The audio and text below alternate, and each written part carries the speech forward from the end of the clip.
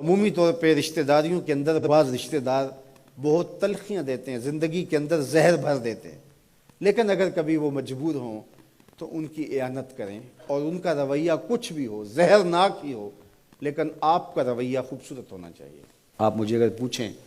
کہ سب سے بہترین صدقہ، سب سے افضل صدقہ کون سا ہے، تو سب سے افضل صدقہ جو مجبور ناراض رشتہ دار کو دیا جائے، جو رشتہ دار آپ کا شریک بن کے ہر جگہ پہ کھڑا ہوتا ہو، ہر خاندانی میٹنگ میں، ہر خاندانی ایونٹ میں آپ کے مخالف کھڑا ہوتا ہو، آپ کو نیچا دکھانے کی کوشش میں لگا رہتا ہو، اور کسی وجہ سے وہ کمزور پڑ جائے، مالی مشکلات میں مبتلا ہو جائے، اور آپ اس کی مدد کرنے کی پوزیشن میں ہوں، تو آپ کا نفس آپ کو کبھی بھی اس کی مدد کرنے پہ آمادہ نہیں کرے گا۔ آپ کا نفس روکے گا، آپ کہے گا کہ یہ تو ہمارا شریک ہے، تو سانپ کو دودھ پلائیں، اب تو اس کا سر پاؤں تلے آیا ہے، اس کو تو کچل دے، یہ تو میرا دشمن ہے، اس کو طاقت دوں۔ نفس کبھی بھی نہیں چاہے گا کہ اپنے شریک دشمن کی مدد کی جائے،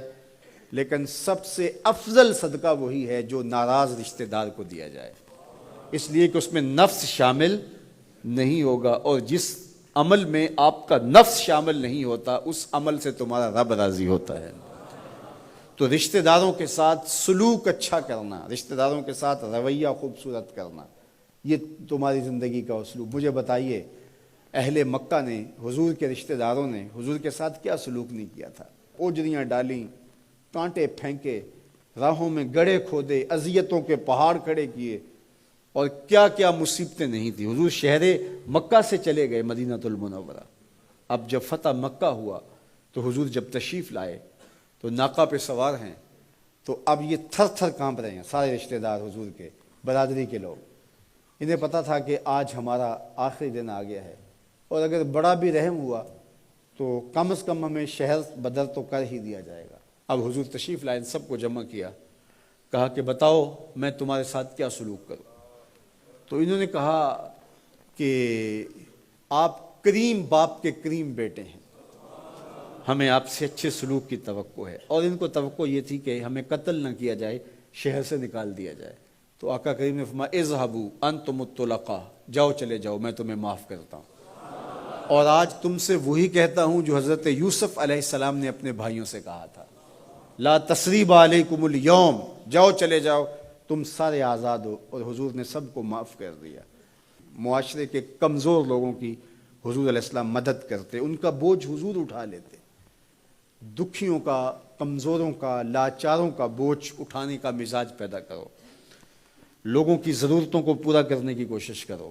اپنے کندھوں پہ بوجھ اٹھاؤ اور ان کا بوجھ ہلکا کرو، یہ مزاج پیدا کرو۔ یہ تمہارے نبی علیہ السلام کی سنت ہے۔ وہ چاہے تمہارا دشمن ہی کیوں نہ ہو، لیکن اس کا بھی بوجھ کم کرو، اس کا بوجھ اپنے ذمہ لو۔ جس کا کوئی کمانے والا نہیں، معذور ہے، اپاہج ہے، لاچار ہے، زیادہ بچوں کا بوجھ ہے، اور ذرائع آمدن تھوڑے ہیں، تو آپ کثیر العیال لوگ ہیں جن کا کوئی مددگار نہیں ہے، آپ ان کی مدد کرتے ہیں، ان کے کام آتے ہیں، آپ ان کے لیے کمائی کرتے ہیں۔ یہ بات ذہن میں رکھیے، کمائی کرتے ہوئے 3 نیتوں کا استحضار رہنا چاہیے، 3 نیتیں آپ کے ساتھ جڑی رہنی چاہیے، تو آپ کا کاروبار، آپ کا رزق کمانا بابرکت ہوگا۔ اگر چوتھی چیز جڑ گئی تو آپ کے کاروبار میں، آپ کے رزق میں پیچیدگی آنا شروع ہو جائیں گے۔ سب سے پہلی نیت آپ کے ساتھ یہ جڑی ہو، عموماً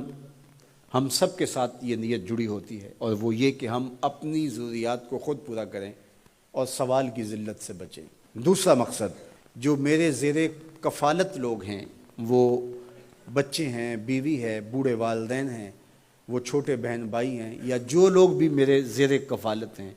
ان کی ضروریات کو میں نے پورا کرنا ہے، اور اس کے لیے میں یہ رزق کما رہا ہوں۔ تیسرا مقصد ہمارے ساتھ جڑا ہونا چاہیے، اور جب بھی ہم کمائی کر رہے ہیں تو ہمارے ذہن میں یہ بات ہو کہ معاشرے کے وہ لوگ، وہ میری گلی میں ہیں، میرے رشتہ داروں میں ہیں، میرے محلے میں ہیں، یا کہیں اور ہیں، جن کا کوئی کمانے والا نہیں ہے اور مجبور ہیں، میں ان کی مدد کروں گا۔ اللہ مجھے اس کاروبار سے، اس وسیلہ رزق سے اتنا عطا کر دے کہ میں اپنے بچوں کی کفالت بھی کروں گا، اپنی ضرورت بھی پوری کروں گا، اپنے والدین کی خدمت بھی کروں گا، اور معاشرے کے ان کمزور لوگوں کی مدد بھی کروں گا۔ وہ کام جن کے ذرائع نہیں ہوتے آمدن کے، بلکہ اخراجات ہوتے ہیں میں ان کاموں میں لگوں گا، مدارس دینیہ ہیں، مساجد ہیں اور دیگر ایسے کام ہیں، میں یہ خدمت کروں گا، اس لیے میں کما رہا ہوں، تو یہ رزق بابرکت ہوگا اور آپ بیٹھے